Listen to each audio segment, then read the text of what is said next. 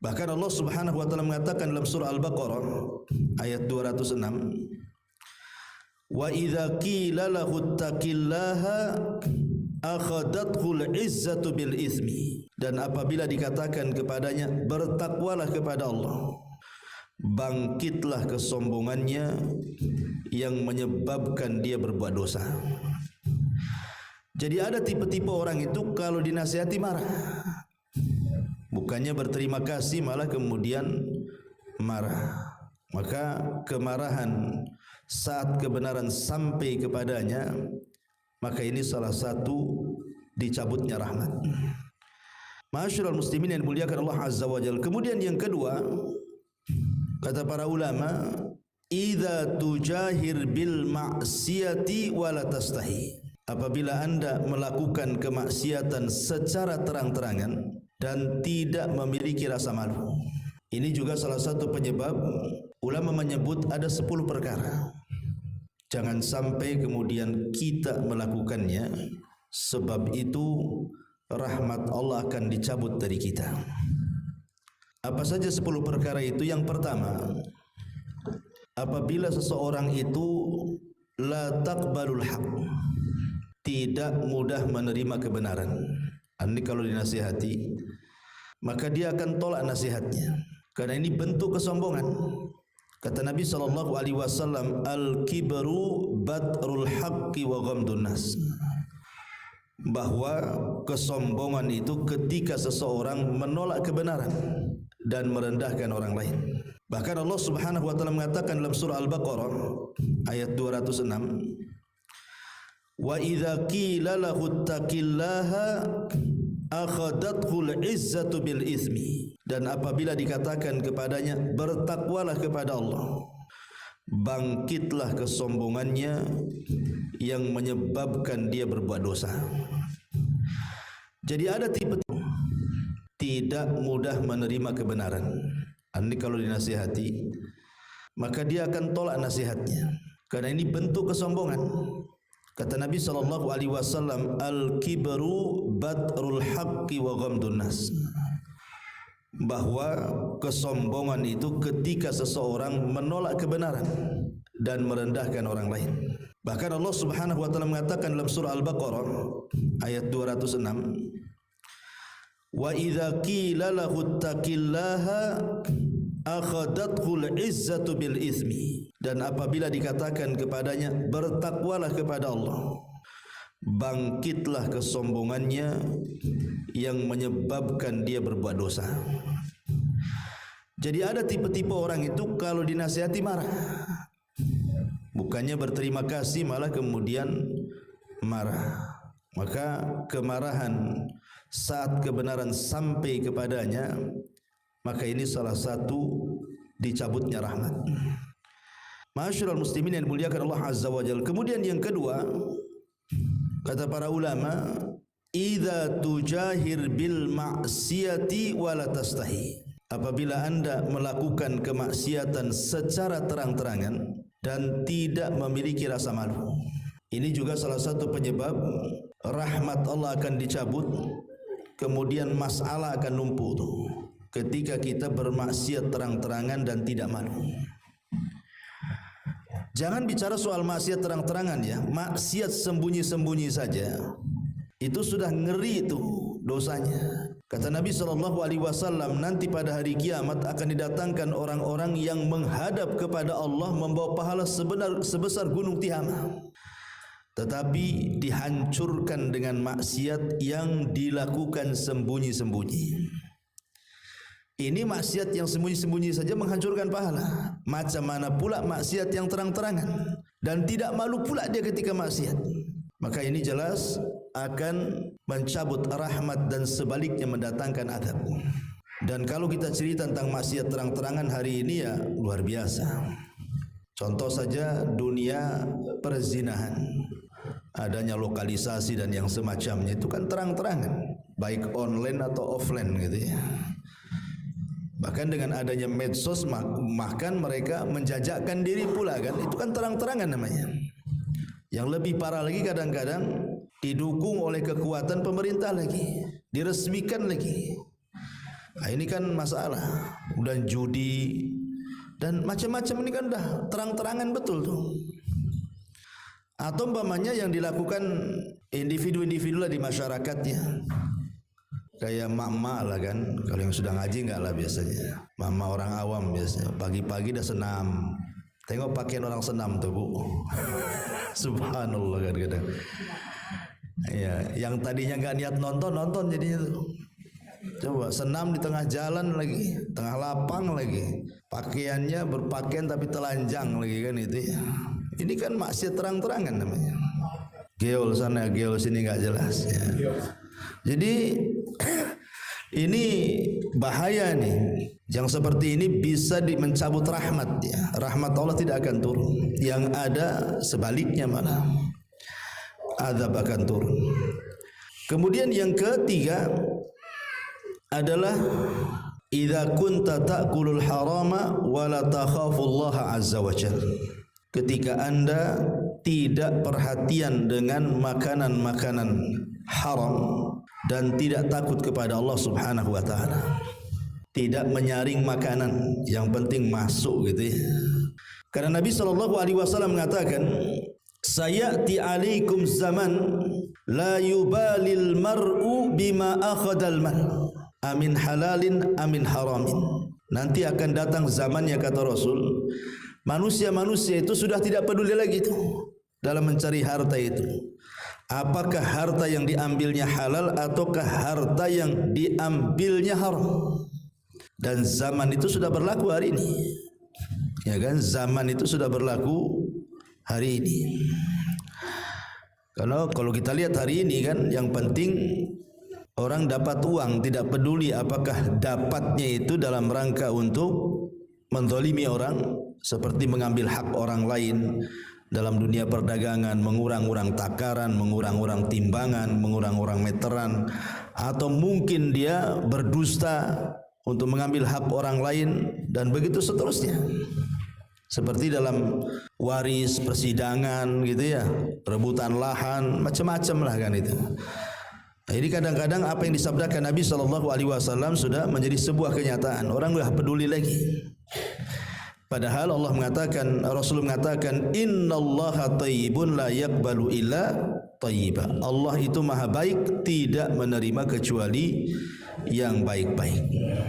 Ini yang ketiga. Yang keempat, idza kunta tufaddilu suhbatal khabithata. Kalau Anda mulai mengutamakan teman yang buruk, artinya sembarang mencari kawan, sembarang mencari teman. Karena Nabi SAW mengatakan bahwa ad-din al-mar'u ala dini khalili. Seseorang itu digantungkan agama kawannya. Dahulu di zaman Nabi ada orang namanya Uqbah bin Abi Mu'ayth. Uqbah bin Abi Mu'ayth. Uqbah bin Abi Mu'ayth ini walaupun dia musyrik, tapi dia suka dengan syair. Dan kalau dia mendengar Quran, suka tuh, tapi tak mau masuk Islam masalahnya. Dia hanya suka dengar Quran, tapi tidak mau masuk Islam. Karena dia menyukai bahasa Quran. Karena dia kan seorang penyair, pejangga gitu ya.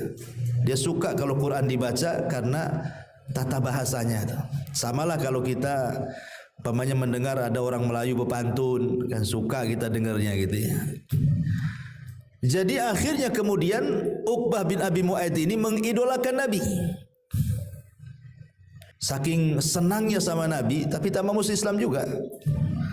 Dia ingin menjamu Nabi SAW ke rumahnya.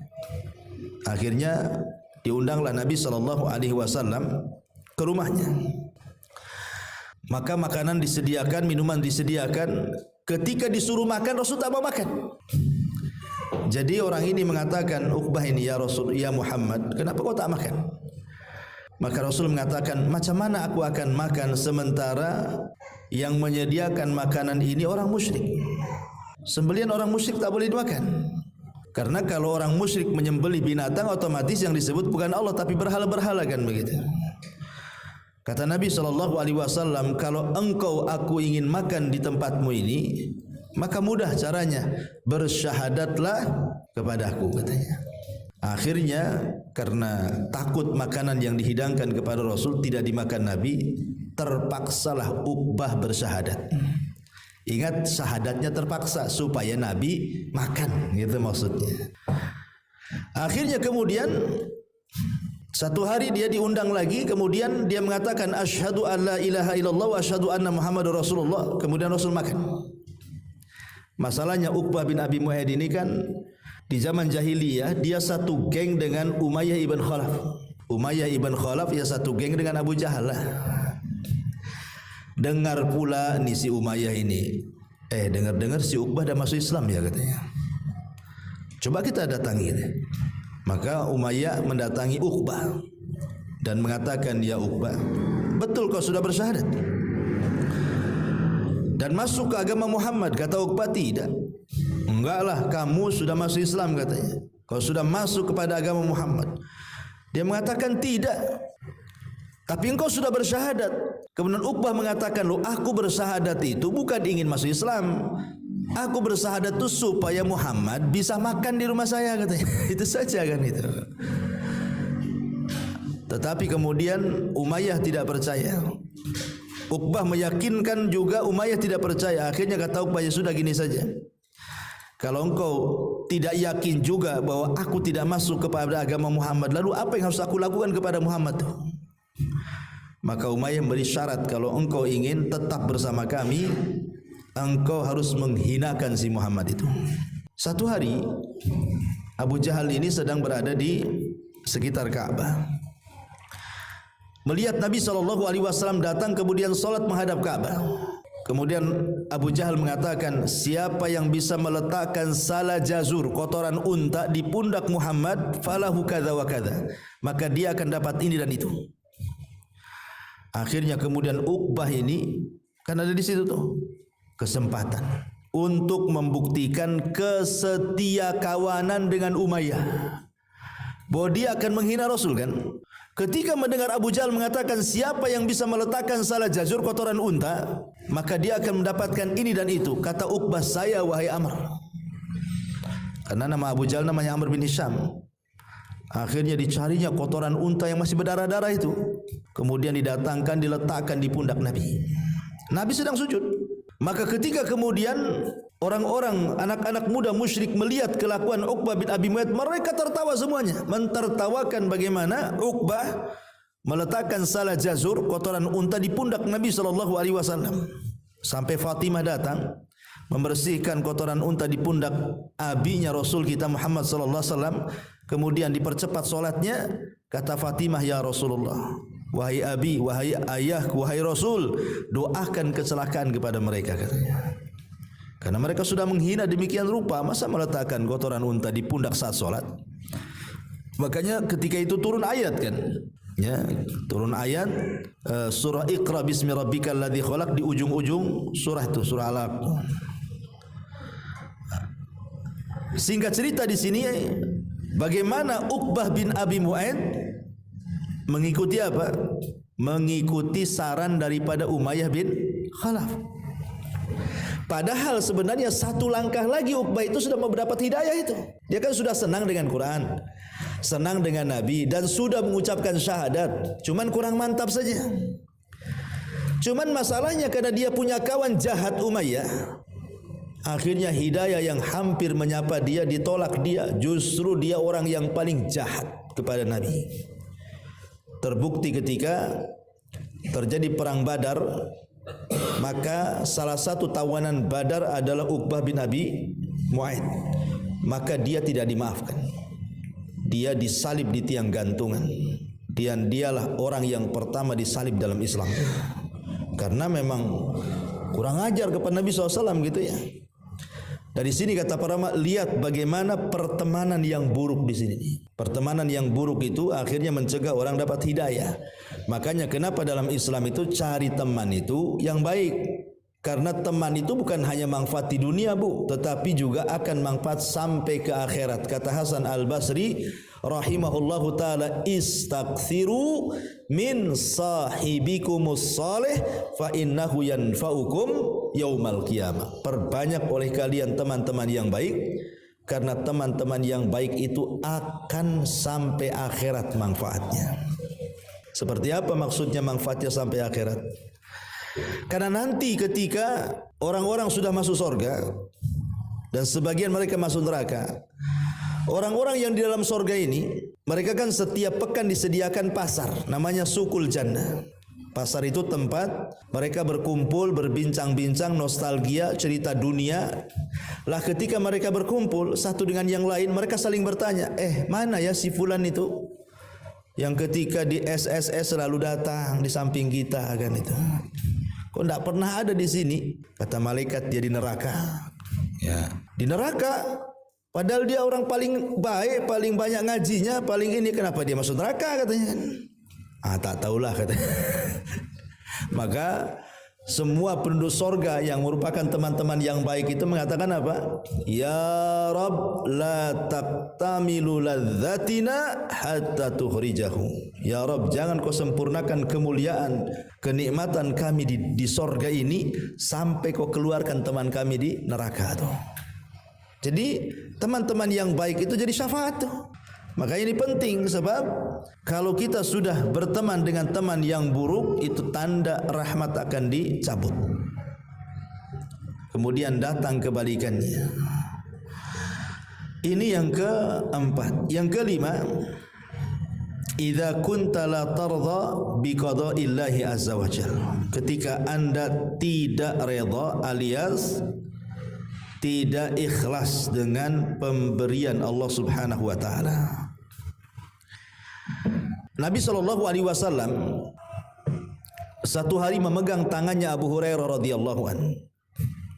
Kemudian Nabi mengatakan apa? Ya Abu Hurairah, irda bima qasamallahu lak takun aghnan nas. Wahai Abu Hurairah, redhalah kamu terhadap pemberian Allah. Kalau engkau sudah redha dengan pemberian Allah, maka engkau akan menjadi orang yang paling kaya dari seluruh manusia. Jadi Rasul mengatakan kalau engkau bisa redha dengan pemberian Allah, maka hakikatnya engkau ini orang kaya. Apa maksudnya? Maksudnya adalah kita disuruh untuk qanaah. Disuruh untuk qanaah. Qanaah itu meninggalkan perkara syubhat, dikhawatirkan takut terjerumus kepada yang haram. Itu disebut qanaah. Yang syubhat saja dijauhi, apalagi yang haram. Dan dia hanya pasrah dan menerima apapun yang Allah takdirkan, apapun yang Allah berikan, apapun yang Allah bagi kepada kita. Itu kata-kata Rasul kepada Abu Hurairah, irda bima qasamullahu lak. Redhalah dengan pemberian Allah Subhanahu wa taala. Makanya ada seorang ulama salaf itu, saya lupa namanya.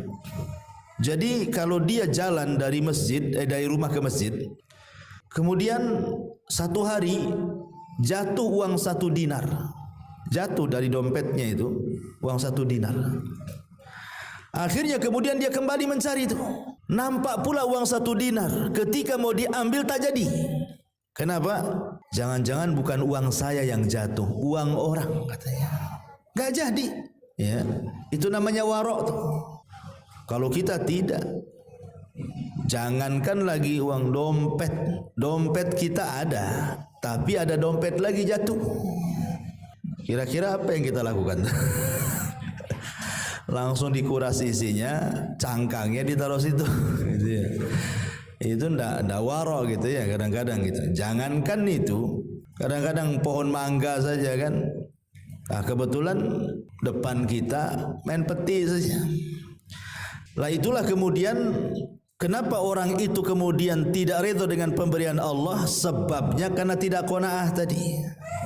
Kalau orang sudah qanaah ikhwatu fiddin, menjauhi yang syubhat karena takut masuk kepada yang haram, maka insyaallah dia akan mudah redha dengan pemberian Allah Azza wa Jalla. Nabi satu hari masuk ke kamarnya, kemudian nampak ada 1 butir kurma. Hampir mau ditelan, tiba-tiba tak jadi dibuang. Kemudian ditanya Rasul, kenapa? Kata Nabi SAW, saya takut kurma ini kurma sedekah. Dan keluarga Nabi haram memakan harta sedekah. Coba bayangkan, di kamarnya, di rumahnya, takut kalau itu adalah korma sedekah. Begitulah Nabi SAW mengajarkan waro kepada kita supaya nanti puncaknya adalah kita bisa redha dengan pemberian Allah Subhanahu wa taala. Ikhwatu fillah, muliakan Allah Azza wa Jalla. Kita tahu bahwa Allah itu yang menciptakan kita. Berarti Allah paling paham dengan ciptaannya kan? Kan yang menciptakan kita Allah. Berarti Allah paling paham dengan kita. Jadi ketika Allah Subhanahu wa taala sengaja umpamanya membuat kita miskin, atau sengaja membuat kita kaya, atau sengaja membuat kita sakit, atau sengaja membuat kita ini sehat, atau sempit atau lapang, atau berpisah atau berkumpul dan begitu seterusnya, tentu ada hikmah di balik itu. Pasti ada maslahat yang kita tidak tahu. Ya, pasti ada maslahatnya kan? Kenapa Allah buat kita sakit dan sembuh-sembuh? Pasti ada manfaatnya tuh, yang kita tidak tahu sebenarnya. Boleh jadi kalau seandainya disembuhkan dari penyakitnya, jadi jahat dia, jadi kufur dia. Betapa banyak orang-orang yang ketika sakit itu Masya Allah zikirnya kencang karena pengen sembuh. Sudah sembuh, mana ada zikir, maksiat lagi yang ada kan itu. Nah, itu kan jadi seperti itu jadinya. Ada orang yang ketika miskin itu rajin pula ngaji dia. Masya Allah ngajinya rajin, tiap minggu. Mungkin kalau 1 minggu tiap hari ada kajian hadir dia. Karena masih miskin, ya kan? Gak ada kerjaan, apalagi kalau gak ngaji. Mulai kaya, mulai seminggu sekali datang. Nanti sudah agak kaya sedikit, sebulan sekali datang deh. Udah kaya betul, 1 tahun sekali tak muncul, tak nampak. Kemana si Anu katanya? Sibuk buka cabang katanya. Nah ini kan contoh, kalau seandainya orang itu kemudian diberikan kekayaan, jadi sirru tughyan, itu rahasia bejatnya orang tuh jadinya. Jadi harusnya kan kita memilih, oh boleh jadi kenapa Allah tidak memberikan kekayaan kepada saya, mungkin di balik itu ada hikmahnya. Sebab kalau saya kaya kayaknya belum siap mungkin saya dengan kekayaan. Dan begitu seterusnya. Nah, itulah kemudian muncul kata harus redha dengan pemberian Allah. Sebab kalau kita tidak redha dengan pemberian Allah, maka itu tanda rahmat kita akan dicabut oleh Allah Azza wa Jalla. Kemudian yang ke-6, idza kunta tuhibbu ma yakrahu Allah Azza wa Jalla. Apabila Anda mencintai apa yang Allah benci. Mencintai yang Allah benci. Ma'asyiral muslimin wal muslimat rahimani wa rahimakumullah. Imam Ghazali mengatakan dalam kitabnya Ihya Ulumuddin, al-bughdhu fillahi wajibun wa muhibbul maksiyati warradhi biha 'asin. Benci karena Allah adalah sebuah kewajiban, sebagaimana cinta karena Allah sebuah kewajiban. Benci karena Allah sebuah kewajiban. Tetapi mencintai maksiat dan redha dengan maksiat adalah sebuah kemaksiatan, kata Imam Ghazali. Jadi kalau orang mencintai yang dibenci Allah atau membenci yang dicintai Allah, ini tanda rahmat orang itu akan dicabut. Makanya Allah mengatakan dzalika bi annahum karihu ma anzalallah fa ahbata a'malahum. Mereka itu membenci apa yang diturunkan Allah, maka Allah gugurkan amalan mereka. Ada orang-orang itu, ikhwatu fiddin muliakan Allah Azza wa Jalla, yang tidak suka dengan syariat kan. Lisannya itu tidak bisa dijaga. Kadang-kadang ngomong aja. Orang pakai jilbab bagus-bagus, pakai cadar, dikomentari. Ya, ada orang yang rajin ke masjid, dikomentari. Ada orang yang rajin ke pengajian, dikomentari. Apa maksudnya coba? Orang berbuat baik kok dikomen. Kenapa orang yang maksiat tidak dikomen? Lah ada orang-orang tipe-tipe lisan-lisan yang justru ketika mengkritik itu malah salah sasaran. Harusnya orang yang tidak pantas dikritik ataupun sebaliknya jadinya. Yang lebih daripada itu terkadang yang dikritik itu syariat. Kenapa sholat itu ya? Capek-capek 5 waktu. Ngapain sholat itu? Kenapa puasa itu ya? Lapar-lapar dari pagi sampai sore. Bagus makan. Haji itu ngapain buang-buang duit? Bagus shopping aja kan itu. Kan ada orang yang terpikir ke situ. Kalau yang mengucapkan seperti ini orang kafir, lakum dinukum waliyadillah. Tapi itu pun ya tentu kita marah kalau seandainya mereka mengatakan seperti itu. Lah terkadang yang ngomong ini umat Islam. Mengatakan kepada orang-orang yang berusaha menegakkan tauhid, menegakkan sunnah Nabi sallallahu alaihi wasallam, kemudian dikomentari. Nah, ini berarti dia membenci apa yang Allah suka atau menyukai apa yang Allah benci. Kemudian yang nomor 7, ulama mengatakan adalah idza kunta tadlim wa ta'kul haqqal akharina wa la tubali.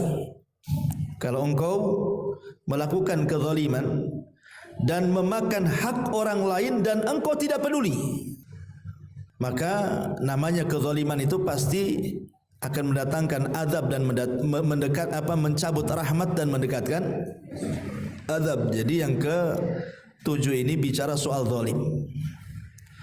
Kezaliman, ya, jauhi kezaliman. Kemudian yang nomor 8, idza kunta ta'mal lin-nasi aktsar min ihtimamika billah. Engkau beramal untuk manusia lebih banyak perhatiannya dibandingkan perhatianmu kepada Allah Subhanahu wa taala. Dan ini yang banyak di masyarakat kan. Kebanyakan kita melakukan amal soleh ini kadang-kadang lebih banyak karena manusia dibandingkan karena Allah Subhanahu wa taala. Itu karena terlampaunya cinta kita kepada dunia sehingga melupakan akhirat. Ulama mengatakan kalau seandainya kecintaan kita kepada akhirat itu sama seperti kecintaan kita kepada dunia, tidak ada orang masuk neraka.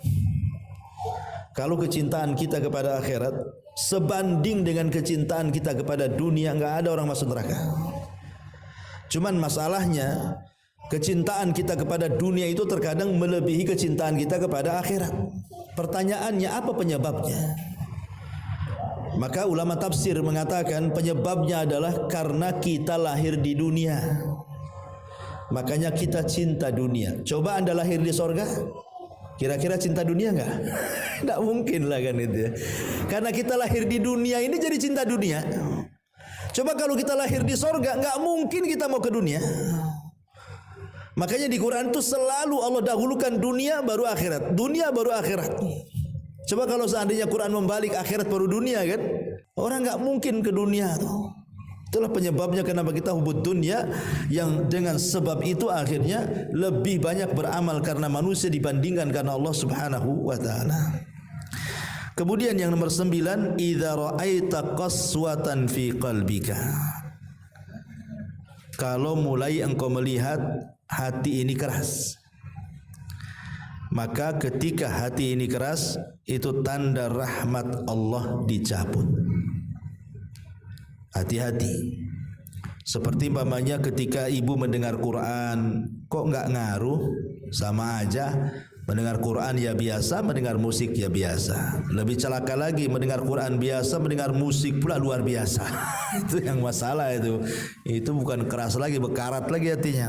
Ya. Atau umpamanya ibu mengunjungi orang sakit. Mungkin orang sakit itu udah stroke, udah susah bangun. Kayaknya biasa aja, nggak tersentuh. Nggak terpikir bahwa nanti suatu hari kita akan seperti dia, ndak ada kepikiran ke situ. Ya biasa-biasa saja. Yang ada malah diomeli, ya kan? Ya wajar dia setruk Ustaz gitu. Dia jahat sih orangnya.